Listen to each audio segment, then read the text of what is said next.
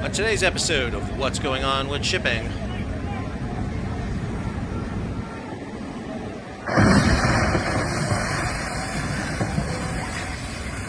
some British boats have a bump up in Bahrain. I'm your host, Sal Mercogliano. Welcome to today's episode. So, two British mine hunting vessels on January 19, 2024 were involved not in a collision, but in an allision. An allision is when one vessel hits a stationary vessel or object. Collision is when two vessels are underway and hitting each other, so that's a common mistake. These two vessels, one, the HMS Chiddingfold, was underway when it seemed to back down into the other vessel, HMS Bangor. Unfortunate name. We're going to take a look at the evidence, the video that's out there on it. We're going to take a look at AIS and see if we can get some feeling about what exactly happened in this, because there seems to be a lot of supposition going out without a lot of good analysis. If you're new to the channel, hey, take a moment, subscribe to the channel and hit the bell so you'll be alerted about new videos as they come out. All right, this is the BBC's story about it. And again, BBC, come on now, you're supposed to be the masters of the English language. It's not a collision. They didn't collide. But these are the two vessels in question. Goes on that nobody was hurt in the incident. However, we did get this from the spokesman of the Ministry of Defense. We are aware of the incident concerning two mine hunters. There are no casualties as a result of the incident, and it would be inappropriate to comment further while investigations are going on. The Admiral in charge, Rear Admiral Edward Algren, said the cause of the collision is still to be established. So, not surprising, we're not hearing much about it. This is an image that was put up on Twitter, X.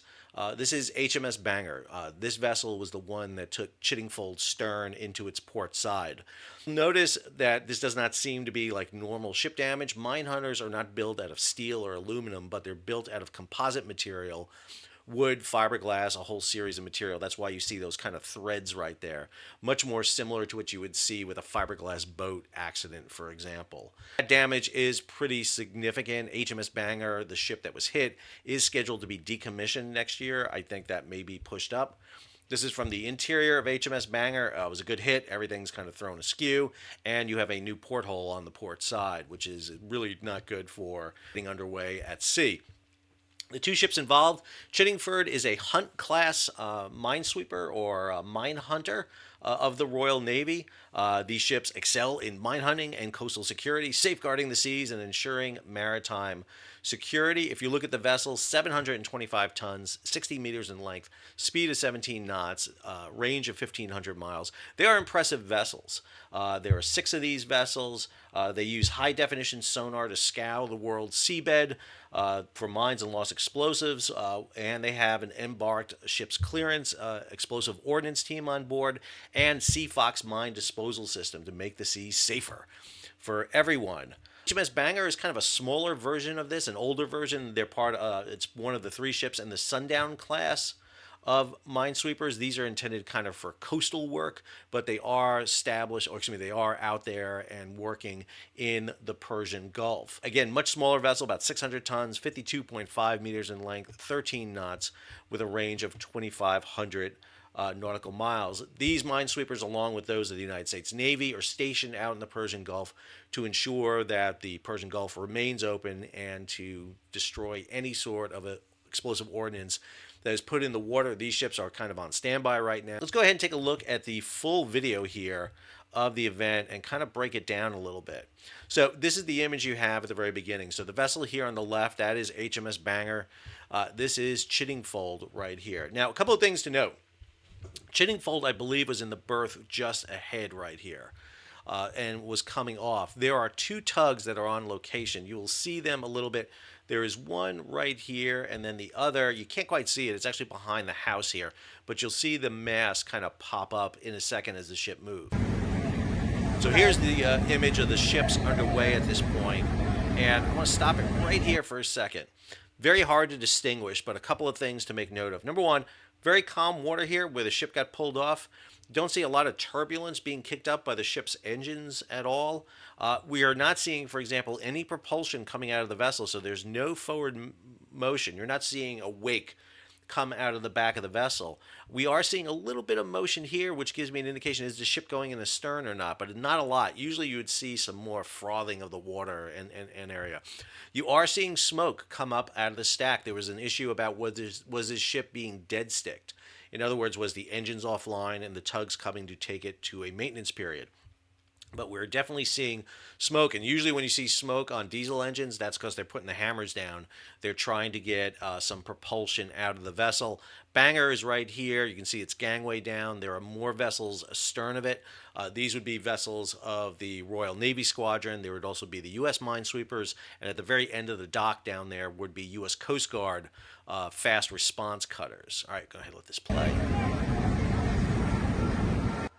You can see that other tug right there. Its mast kind of pops up here at the same time. The other mast is here. But the ship seems to have a good chunk of way going in astern. Big question here, did the ship kick into astern? It seems to pick up speed. There's not a lot of wind right here. You don't notice the flags flying with a lot of wind going on. Pretty flat calm here for the moment. I will notice that when you do see the flag here on Bangor, the wind seems to be coming from the left to the right, so it shouldn't be setting down. You can also see some smoke kicking up here, maybe from one of the tugs kicking in. That's a significant hit. That's a lot of force going into it. Right now, one of the things I'm really impressed by is the absolute professionalism of the Royal Navy.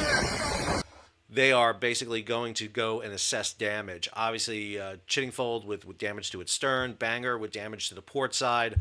One of the things, hopefully they did not have damage below the waterline. That image of Bangor seems to be way above the waterline, which is good.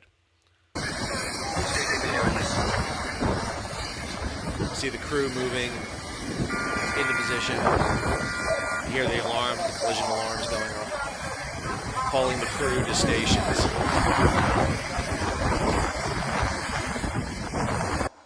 So Chiddingfold has power. Its radar is spinning. We see that there. The question becomes, what exactly happened? Let's go ahead and look at the automated information system. This is the AIS tracking system. So I've watched this AIS system a few times, and to tell you the truth, it's not very clear what exactly happens. This is Chiddingfold here, the British warship. It pops up on January 19th. Most of the time, these units will have their units AIS off. Most military ships have their AIS off when they're in port. They will only turn them on when they're going in and out of ports and when there's issues with navigation, and they do not always properly identify themselves. So in this case, you get British warship. I'm going to let this play. I got this sped up quite a bit so that you can see the movement here. So you see the vessel start to come off. You can see the arrow here kind of indicating the vessel is getting ready to start coming off yet. Not quite loose yet, coming off. We're going to see the arrival of the two tugboats here in a second coming in. So the vessel is kind of sitting there. Probably has got the gangway up. It's got the mooring lines, probably doing a little test of the engines. If the engines are up on running, that'll give the vessel a little bit of movement here.